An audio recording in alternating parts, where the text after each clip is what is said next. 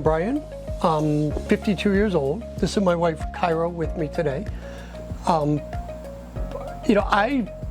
always kind of knew that I would end up with hearing loss. My brother at a very young age was diagnosed with hearing loss. I remember being fairly young and hating the hearing test. My father always had significant hearing loss. Pretty much every male in my family always had hearing loss. Everybody had hearing loss. I was probably in my 40s where I was probably trying to think that I was better than others and that I didn't have the hearing loss and I could hear and I could still communicate. And I noticed it getting worse and worse. And I became self-conscious. I definitely became self-conscious about asking people to repeat themselves. And especially if you ask somebody to repeat themselves and you still don't hear them, then it becomes really awkward.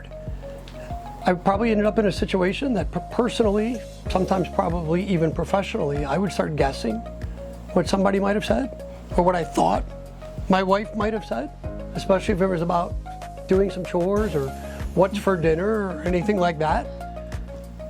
And then it kind of dawned on me that it was starting to affect me professionally. You know, I was in a situation where I was probably trying to learn a lot of new skills and a lot of new information at work, and it was becoming harder and harder. And I started to think that it was potentially impacting my family and my ability to generate income professionally by me not being able to hear with the customers that I call on or the individuals that I work for that were training me and what I was supposed to be doing professionally. So at 45 years old is when I went and got hearing aids. It was definitely an adjustment period of time. I wasn't the most compliant. I was self-conscious.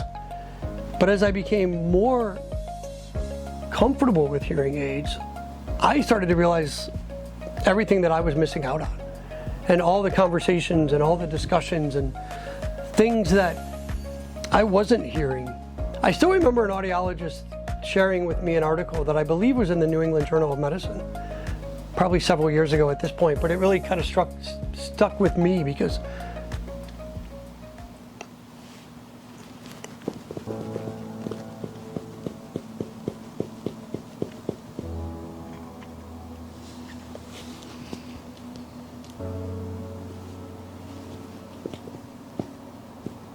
I do. I remember an audiologist sharing with me an article in the New England Journal of Medicine. At least that's where I believe it was, and it was several years ago. And it talked to the cognitive decline of people that had hearing impairment and people that didn't do anything about it and people that couldn't hear.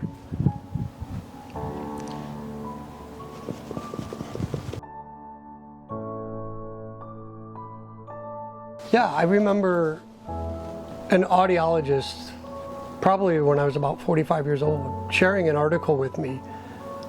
And I believe it was in the New England Journal of Medicine. I may not be accurate on that, but it was something that really resonated with me, that it was in a medical journal. And it spoke to patients with hearing loss and not doing anything about it and leading to cognitive decline. And I remember reading in this article and thinking about my father, thinking about my brother, thinking about people in my family and how difficult it's become to communicate with them, or, you know, at times feeling like they're disconnected or they're aloof or, you know, not part of the family conversation anymore because they're not doing anything about their hearing aid and that, or their hearing impairment. And that hit me, and that, yeah, maybe I felt like I was too young for hearing aids, but it wasn't true. I knew that I was struggling to hear, and I had seen what the future could look like because of family members, and here's medical data to back it up of where it could be potentially going, which again could affect me personally for sure, my relationships with my wife, my relationship with my kids, my relationship with my family, and, you know, even professionally. My ability to do my job at the highest ability is going to require me to be able to hear customers, colleagues, anybody that I interact with. And it became very important for me to do something about it. You know, I think when you can get your hearing aids working properly and fixed and you can hear, like, just like how much joy that brings you, that you can be part of that family gathering, or that, be part of with your friends, that you can actually hear what they're saying and partake in like the dinner or the lunch or whatever it might be. So. Absolutely. I saw it. I saw it with my own father. I saw it with my brother, right? Relationships becoming distant because it's harder to communicate with them, and it becomes frustrating. And I remember that data really resonating with me, that I need to do something about this, right? And as I started to say earlier, right, once I kind of got through the adapting period, I realized, right, there's a lot out there to hear. There's still a lot out there to learn. And I deserve to have hearing like everybody else, or at least the closest, technology can get me to. I had traditional hearing aids in my ears for, I guess, probably 5 years. I could have been more compliant. There's a lot of ways that they helped me. Probably helped me professionally, helped me personally. There was clearly some frustrations and times that I would take them out, and times that I didn't want to deal with certain inconveniences that they may have. And that's when, Dr. Johnson talked to me about Lyric. I think at the time she was trying to sell me on, them being 100% invisible, which is a great feature.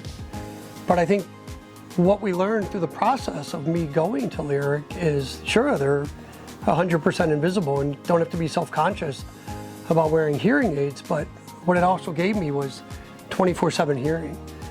Now it's not about being compliant. I put them in, and quite honestly, I don't think about them. I know that I can hear in any situation wherever I'm at. And they work great for my lifestyle. I am somebody that likes to be very active.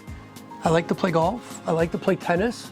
I like to be outside when the weather's nice. I like to be, doing whatever I can possibly do. And, my experience with behind the ear hearing aids, a lot of time wind or rain or any of the elements would definitely be detrimental to wearing them, that I don't really have to worry about with Lyric. Quite honestly, I don't have to worry about anything with Lyric except that one day every 6 to 8 weeks.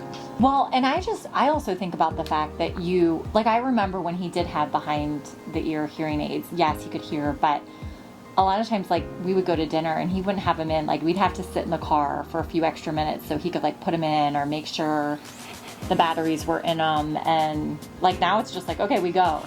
And I don't have to worry about somebody asking him a question and him hearing it, because he does hear it. So I think that's a huge benefit. Yeah, they've basically just allowed me to live like I don't have a hearing aid impairment or a hearing impairment, right? It truly gives me 24/7 hearing, and I don't honestly really think about it.